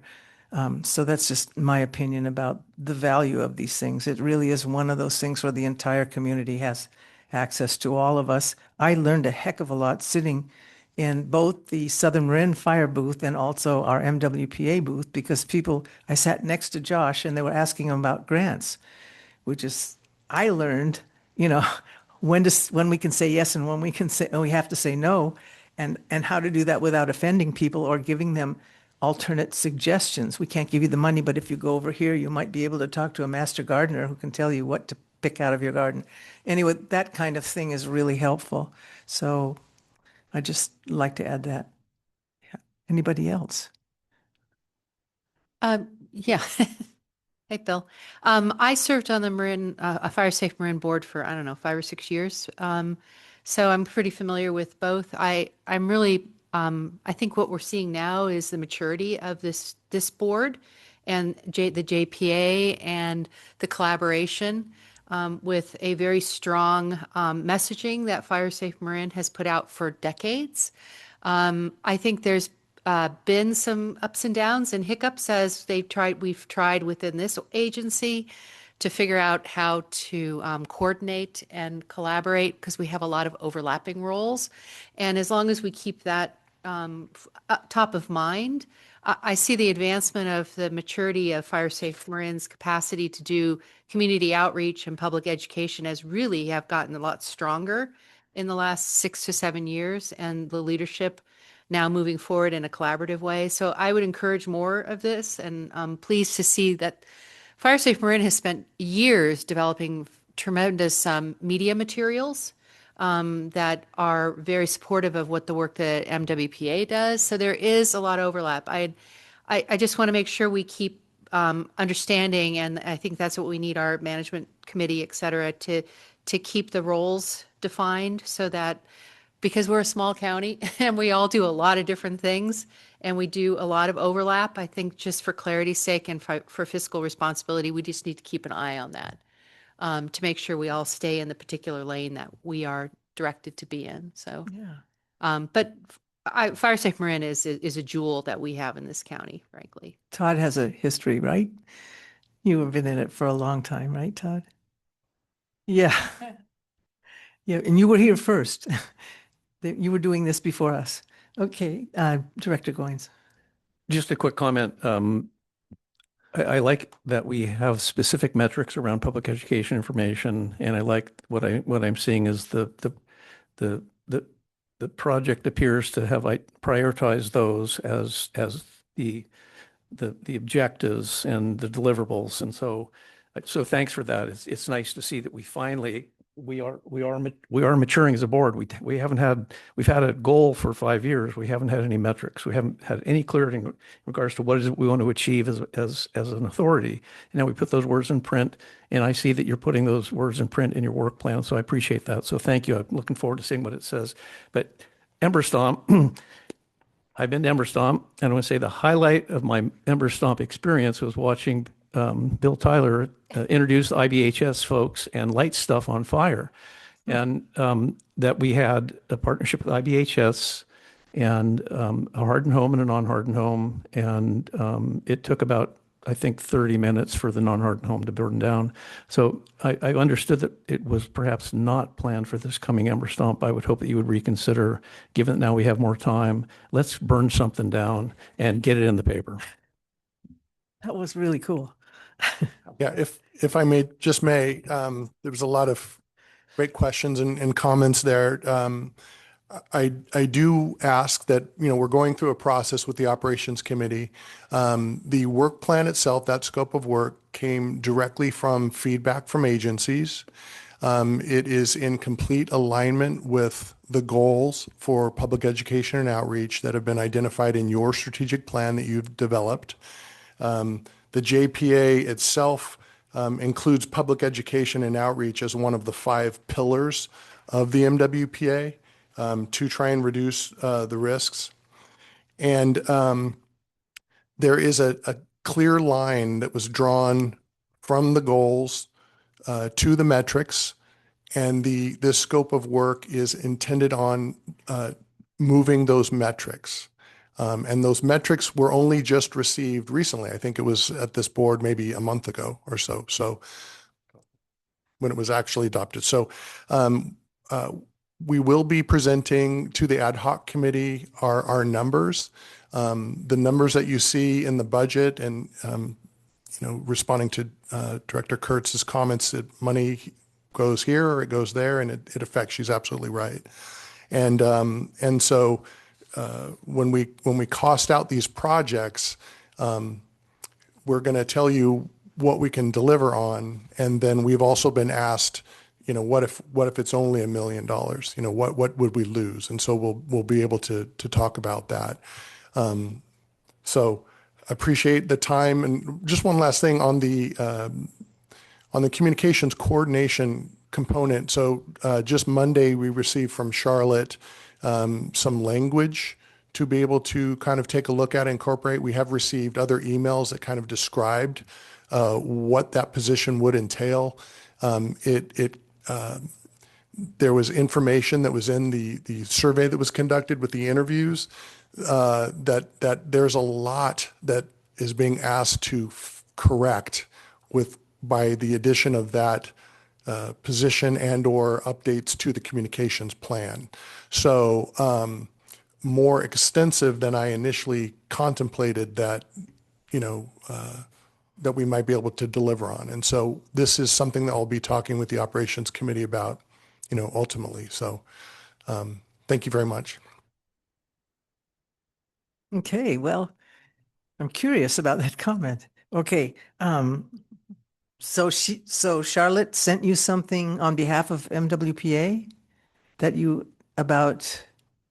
Well, it was called Program 5, I think, in the slide that you just provided. So so she added some bullets on kind of what the minimum that they were looking for, and then there's been some additional information back and forth in emails gets more specific. And you sort of are hinting at this. Is this, is it a fire safe Marin communications with agency issue? Is it internal communications? Is it preparing communications for Measure C? And it actually encompasses or could encompass that whole thing. So we need to get really clear on what the ask is of Fire Safe Marin to do if we were to be in that role, and then have that funded accordingly. Thank you. And will we get an opportunity to see this before? I mean, this is kind of a surprise that the board, or at least the executive committee, hasn't seen, a proposal like that. The proposal in terms of the change of the communications coordinator being those tasks being absorbed into the Fire Safe Marin scope? Maybe or- I'm not clear.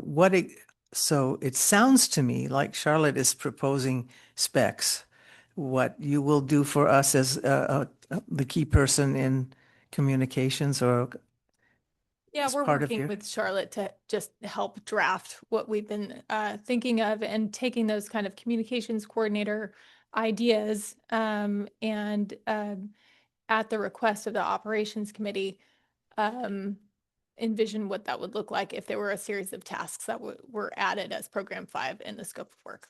So, but we will be able to see this. Yes. Okay, Yeah. great. Thank you so much. I Yeah, just want to please. make one observation is that the dollar figures were set months ago, and I'm hearing more clarity in regards to goals and objectives, and more clarity in regards to direction to Fire Safe Marin. And so Bill and Ann, Mark, if he was here, and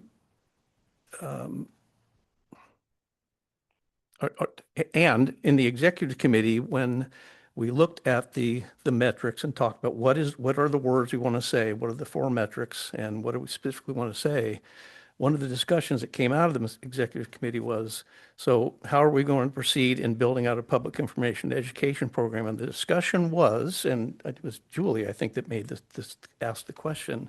So what are we going to do as far as a JP-wide project? Are we going to set some dollars and write a proposal to it, or are we going to write a proposal that will achieve the objectives and determine the dollars afterwards? And so I think we need to see what the proposal is based on the new metrics that will deliver something substantive. And if 1.2 is not sufficient, I wouldn't be surprised to see 1.3 or 1.35, given inflation and cost of living and all the things that are happening here. And so I would implore you, this is Bruce, just a director, there's no decision here. This is an advice recommendation to, tell us what it would take, and tell us what the dollars are. And if it's down to 1 point whatever, tell us what we're not going to get done, please. That's great to hear. Thank you very much. Yep, And we can thank you. revisit that. We'll be revisiting that with the operations committee in particular. What do we get and what do we lose at the different price points? Yeah. Thank you. Okay, thank you so much. Any other comments from the board? Shall we continue? I can blow through Oh yeah, please. a few more proposals here. It's 4:45. So I think what I might do is, those are the really complex proposals, I think. that are still really moving. And so what I might do is just very quickly run through the other proposals, just so you're aware. We can hit pause on any of them if you would like, but otherwise I will do my best to work through these very quickly, just so you're aware of them, if that's okay. Okay, great. So I won't stay on this slide for long. This is our operational budget. And if you'd like to dig into the definition of what is operations versus administration, we have a board approved budget preparation policy that is online. It's on our website and guiding documents. And that really defines what we put in operations versus that 10% admin that we discussed previously. So this is rent, the website, improvements to this room and the offices, and insurance, which went up a little bit. And so some of the earlier spreadsheets or tables that you had a different number for this. And the reason why it changed is because that insurance number changed. Moving on, we've got the Genesis Ladris subscription, and this is their evacuation management platform that includes real-time traffic modeling. And this is used for emergency management with evacuation zones and targeted alerts for residents. So this item continues, and I think Mark and the fire chiefs and the police chiefs will continue talking about this. I think we have a 3-year agreement that'll be up soon, and so those folks will make some determinations in terms of long term. But for now, that is in the budget for this next year. Continued use of Fireside, the application subscription. This number changed slightly from a previous table that you saw to this because we moved that 15,000 Fireside out of the grants budget and into this one just to consolidate. And so that number has changed just slightly, just in terms of where it lands on the spreadsheet. The GIS program, we work with Green Info Network currently, although we will need to go back out for an RFP. Green Info Network has done a great job of building a GIS program for us that we continue to maintain and support and build upon. So for example, we'll be working on a hub to put data and dashboards and things all in one great place where the public can download information and we can share out spatial data. But all those beautiful maps that you see at events are done by Green Info Network. And they not only are technically great, but they have a great artistic eye as well. The resident grant program we covered. And Ember Ready we covered. Chipper Day, no change from last year. Currently, we're close to capacity, but not there yet. So we can continue to grow the program without growing the budget for now. If dollars are not spent, they'll be sent back to the zones. And so any unspent funds will get redistributed. Right now, we're at 1.4 million, which is the same as last year.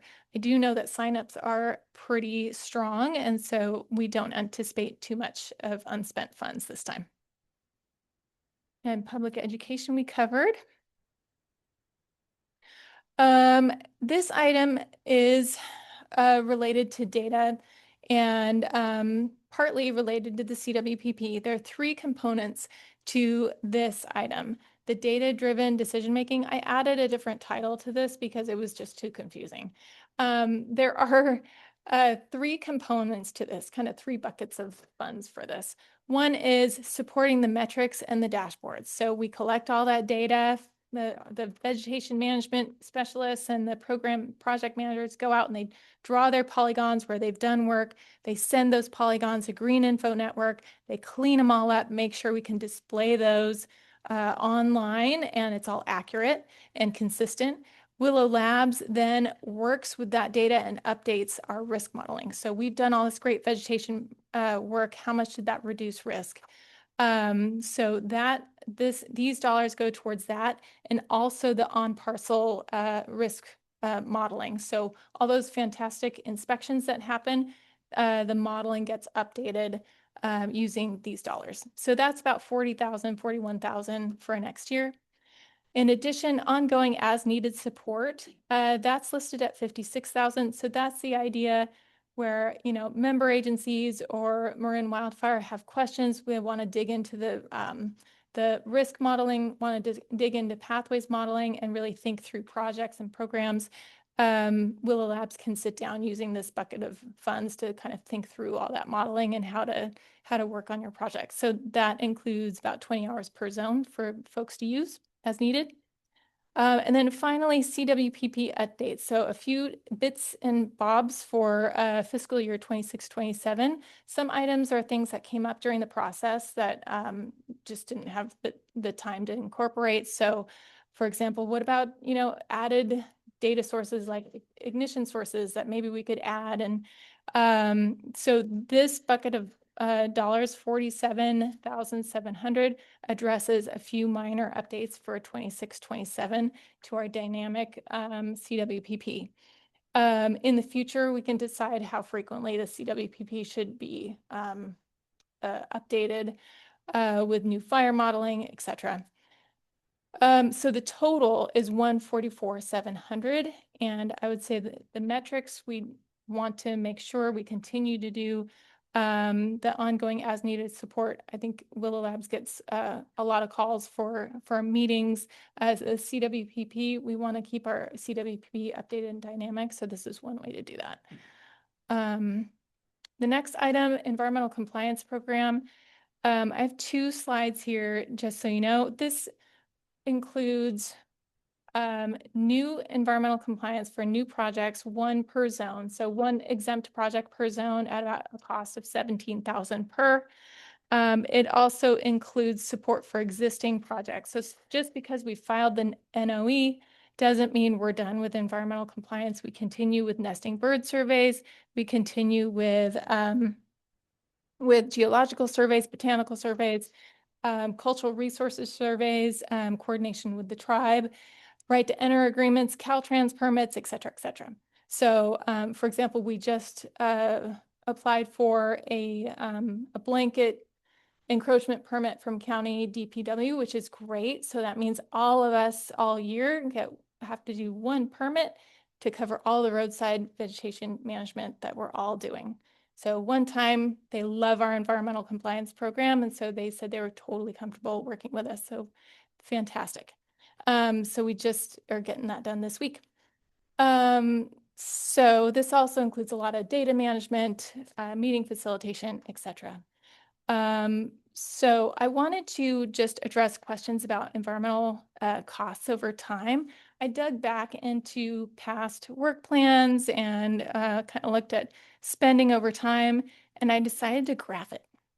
So if you take a look at the blue line is what we budgeted year to year. So the first year, I had no idea how much we were going to be doing. So we went big with the environmental compliance to make sure that the environmental compliance wasn't going to be the thing that held up our projects.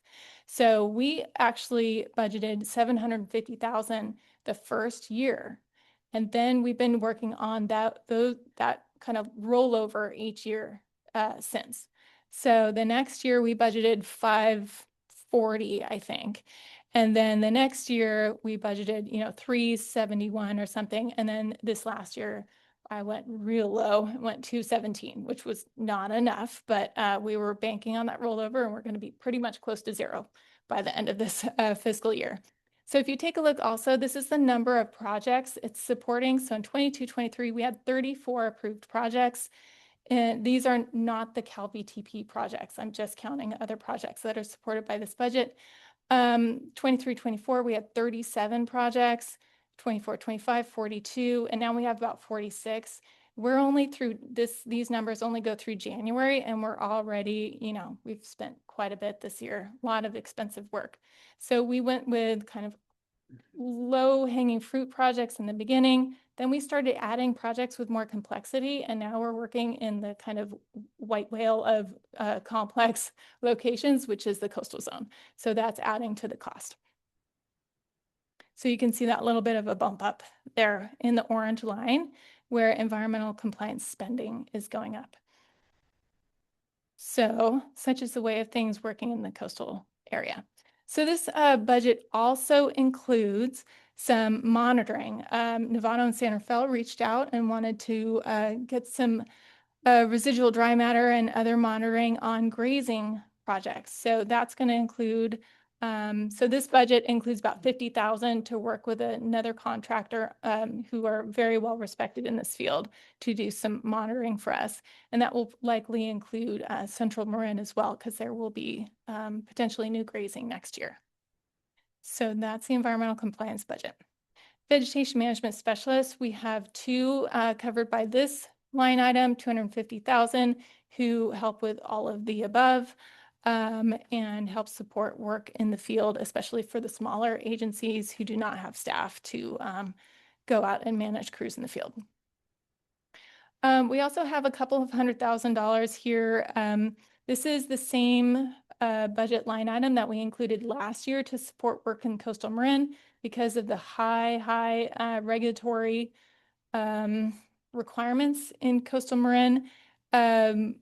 It's just more expensive to do work there. So, and the member agencies in the coast generally have very small budgets and would not be able to do this work without some kind of supplement. We also have that environmental emergency proclamation from the governor's office, which lasts 2 years. And we've done 1 year and we have 1 more year of having this really fabulous environmental compliance in place. So we'd like to take advantage of that and put some dollars towards coastal Marin while we have the regulatory approval. Because if that, once that goes away, if they let that expire, and I don't know if the governor's office will decide to extend it at all, then we'll be back to waiting for the public works plan to move forward with the Coastal Commission. And we're making progress still on that, but that continues to be a slow process. And you'll hear more about that in future meetings. Last item is working with the Fire Foundry crews. So this item really just supports already existing vegetation management projects. Thank you to Martina, whoever's moving that box around.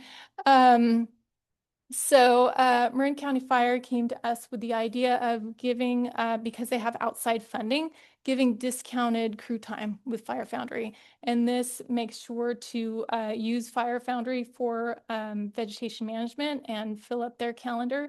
And it's also at a really good, really very competitive rate. And so this includes a fuels crew with a fire captain, firefighter, and 14 members, equipment, vehicles, etc., at a discounted rate for each of the zones.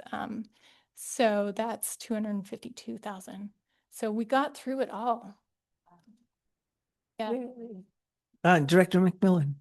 I can't remember if you said at the very beginning what our budget is for 26, 27. Mm-hmm. But Yes. it strikes me that a lot of the stuff that we're talking about is really small percentage wise. It seems like a lot of money, but percentage wise, it's not. And I'm wondering if when we discuss this again, when we're approving it, if you can include not only the dollar amount, but also the Sure. percentage so that people can keep things in perspective. That's a great idea. Thank you. I'll add that. Director Goins. Great presentation. Thank you. Really, the whole team commend all the work you've done. I have a specific question about the fire aside budget. It's like $250,000. And one of the items was on-site, Oh, on parcel. on-parcel risk analysis. What is that? Yes. And it's I had no idea that they were engaged with evaluating. My home was evaluated a couple of times. I did my work. I did it based on what I could get done when I could get it done. But so what is that and what value is it to us? I don't Thank understand. you. I will absolutely clarify that. So that is in addition, so that's all lumped in with this line item, but it's not actually Fireside doing the work. That is Willow Labs taking that data and doing the on-parcel risk assessment in real time. So it contributes to using all of those hundreds of thousands of data points and assessing risk as they change. So yes. So for my home, there were 13 findings. What do we get for that? What do we get from Willow Labs with those findings, with that data? That was added into modeling to assess the risk to your home and neighborhood. Okay, does it circle back to the homeowner to say, start here? That's a great question. Yeah. I don't have the answer to that question. Oh, I don't know. Sure. Okay. I'm sorry, it's getting, Yeah. It's 5 o'clock. it's 5 o'clock and so I would like to, so we have Fire Safe Marin's report. What I would like to suggest is that you have all of the information that was on the screen in your packet and it's online. And it gives you an opportunity to review it between now and the next meeting. And then if you have more questions, we'll have an open discussion again at the next meeting in May. So I really appreciate your thorough description. But because of the hour, I would like to push things along. So yeah, no action is required. This was an accept report. And yes, thank you so much. So this is time for the public to make a comment. Is there anyone present in the room or online who would like to make a comment or have questions about this item? There are no raised hands. Thank you so much. Then we will move on. No action is required. So the next item is the Fire Safe Marin report, and Chief Tyler, I hate to ask you this, but can you keep it brief? I'll be very brief. This is kind of exciting just to share with you. So the report is basically in arrears. It's what occurred last month. But what's new that's happening right now is all the preparations for Wildfire Awareness Month.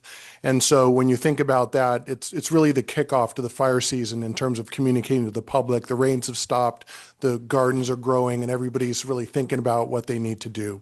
And most likely your agencies have adopted resolutions around this and you recognize it as this month. And I just want to share with you quickly some of the assets that are being deployed to your agencies to be able to use.